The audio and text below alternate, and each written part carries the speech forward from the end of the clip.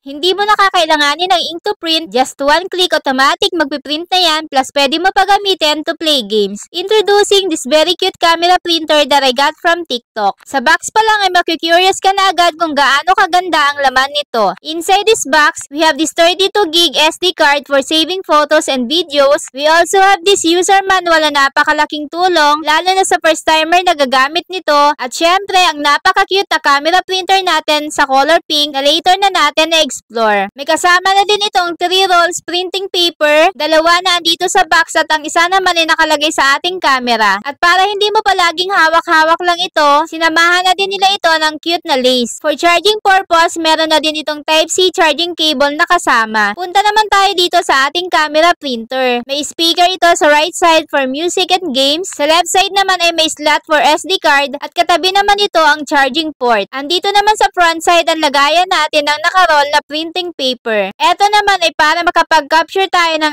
ating subject. Dito naman ang ating screen na may iba't ibang function button sa both sides. Long press the start button para mag-open ito. Meron tayo ditong camera for photos, video recording, album, app kung i-connect mo sa phone, games, and settings. Short press the camera button to take photos and once na makapag-capture ka na, saglit lang ay mapiprint na ito. O diba, napakabilis lang. Di mo na din kailangan ng pangkat dahil meron na itong cutting blade sa loob. Maliban nga sa pwede kang mag-take ng photo and video ay makakapag-music and games ka na din dito. And speaking of photo and video, pwede mo na din dito iset ang timer at kung gusto mo na naka-auto-print na din siya upon capture mo sa photo or hindi, density at madami pang iba. Available nga pala ito sa dalawang kulay, pink and blue. Ngayon, maliban sa cellphone ko, I can also create and keep happy memories with my loved ones using this printer camera. And I'm sure matutuwa din kayo dito. So what are you waiting for? Check the yellow basket now!